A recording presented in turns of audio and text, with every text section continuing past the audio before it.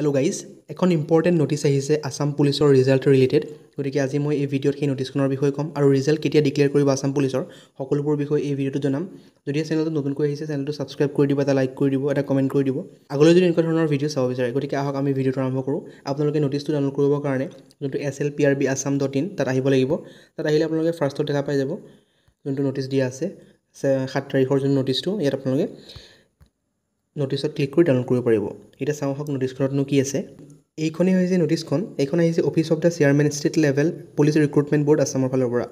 ইয়াত আছে the final result of the below' mentioned recruitment will be uploaded on 10 October at 11:30 বজাত on website slprb.assam.in। আপোনালোকে চাব পাৰে কিহৰ ৰিজাল্ট ডিক্লেয়াৰ কৰিব। 144 post of sub inspector UB in Assam police. 7টা পোষ্ট আছিলে sub inspector police communication in APRO। 51টা post আছিলে sub inspector AB for Assam commando battalion and এটা পোষ্ট আছিলে assistant deputy controller civil defence junior under DG CD এণ্ড CG HC Assam. ছেকেণ্ডটো হ'ল 164 post of constable AB for Assam commando battalions. তাৰ পাছৰটো হ'ল যে গ্ৰেড 4 কিছুমান পোষ্ট আছিলে, যেনেকৈ কুক 26টা কুকৰ পোষ্ট আছিলে, বাৰ্বাৰ 12টা পোষ্ট আছিলে, ৱাটাৰ কেৰিয়াৰ 3টা পোষ্ট আছিলে, ধোবিৰ 11টা পোষ্ট আছিলে, কোবলাৰ 2টা আছিলে আসাম পুলিচৰ আণ্ডাৰত। ঠিক তেনেদৰে কুকৰ 7টা পোষ্ট আছিলে, ৱাটাৰ কেৰিয়াৰৰ 24টা পোষ্ট, ধোবিৰ 13টা পোষ্ট, বাৰ্বাৰৰ 2টা পোষ্ট, ইলেক্ট্ৰিচিয়ানৰ 2টা পোষ্ট, প্লাম্বাৰৰ 1টা পোষ্ট, মেছনৰ 1টা পোষ্ট এণ্ড টেইলাৰৰ 3টা পোষ্ট ফৰ আসাম কমাণ্ডো। এইটো আসাম কমাণ্ডোত এইকেইটা গ্ৰেড 4 পোষ্ট আছিলে। ঠিক তেনেদৰে আপোনালোকৰ কুক 44টা পোষ্ট, ৱাটাৰ কেৰিয়াৰ 12টা পোষ্ট, ধোবি 23টা পোষ্ট, বাৰ্বাৰ 10টা পোষ্ট এণ্ড কোবলাৰ 15টা পোষ্ট এইকেইটা আছিলে DG CD আৰু CG HC আসাম আণ্ডাৰত। আৰু আপোনালোকৰ 30টা পোষ্ট আছিলে চাফাই কৰ্মচাৰী ইন আসাম পুলিচ, 2টা পোষ্ট আছিলে চাফাই কৰ্মচাৰী ইন আসাম কমাণ্ডো বেটেলিয়নছ এণ্ড 2টা পোষ্ট আছিলে চাফাই কৰ্মচাৰী আণ্ডাৰ প্ৰিজন ডিপাৰ্টমেণ্ট এণ্ড 3টা পোষ্ট আছিলে sweeper under directorate of forensic ছায়েন্সৰ আণ্ডাৰত। আৰু আছিলে 10টা পোষ্ট আছিলে কুকৰ আণ্ডাৰত SDRF under fire and emergency service Assam. গতিকে এই সকলোবোৰ পোষ্টৰ ৰিজাল্ট আপোনালোকৰ 10 তাৰিখে দিনৰ 11:30 বজাত পাই যাব। এই সকলোবোৰ ৰিজাল্ট আপোনালোকে 10 অক্টোবৰৰ 11:30 বজাত পাই যাব। যোনটো ৱেবছাইট দিয়া আছে slprb.assam.in, তাত গ'লে আপোনালোকে সকলোবোৰ ৰিজাল্ট আপোনালোকে পাই যাব, যোনকেইটা মই ইতিমধ্যে জনালোঁ।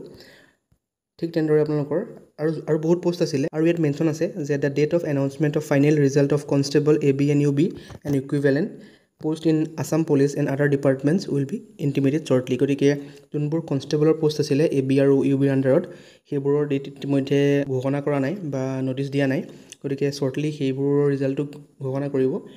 আপোনালোকে জানেই যে কিছুমান কেছ চলি আছে হাইকোৰ্টত আপোনালোকৰ আসাম পুলিচৰ কনষ্টেবলৰ ৰিলেটেড। গতিকে সেইকাৰণে সেই ৰিজাল্টৰ নটিছ ইতিমধ্যে পাব্লিছ কৰা হোৱা নাই বা নটিছ দিয়া নাই কেতিয়া ৰিজাল্টটো ডিক্লেয়াৰ কৰিব। যিহেতু হাইকোৰ্টৰ কেছ হ'লেহে এইবোৰৰ নটিছ দিব পাৰিব। গতিকে আপোনালোকৰ এতিয়া যোনবোৰ ওপৰত পোষ্টবোৰ মেনশ্যন কৰা হ'ল যে ছাব ইন্সপেক্টৰৰ SI পোষ্ট আৰু গ্ৰেড 4ৰ যোনবোৰ স্পেচিফিক পোষ্ট আছে ইয়াত ধুনীয়াকৈ মেনশ্যন কৰা আছে ক'ত কিমানটা পোষ্ট আছিলে।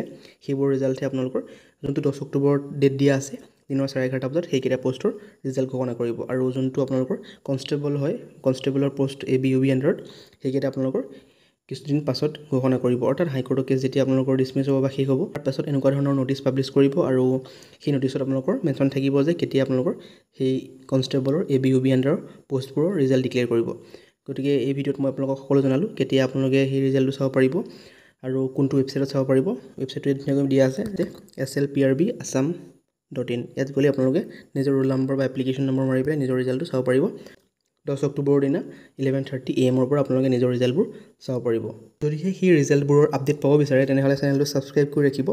আৰু ইতিমধ্যে মই জনালোঁৱে যে এই যিমানবোৰ পোষ্ট আছে এই নটিছখনৰ মতে সেই সকলোবোৰ পোষ্টৰ ৰিজাল্ট আপোনালোকৰ 10 অক্টোবৰত ঘোষণা কৰিব। আপোনালোকে অফিচিয়েল ৱেবছাইটটোত চালি সকলোবোৰ ৰিজাল্ট লাভ কৰিব। দিনৰ 11:30 পৰা আপোনালোকৰ ৰিজাল্টবোৰ মুকলি কৰা হ'ব। গতিকে আগলৈ যদি এনেকুৱা ধৰণৰ আপডেটছ পাব বিচাৰে কুইক আপডেটছ তেনে চেনেলটো ছাবস্ক্ৰাইব কৰি দিব, এটা লাইক কৰি দিব, এটা কমেণ্ট কৰি দিব। Thank U.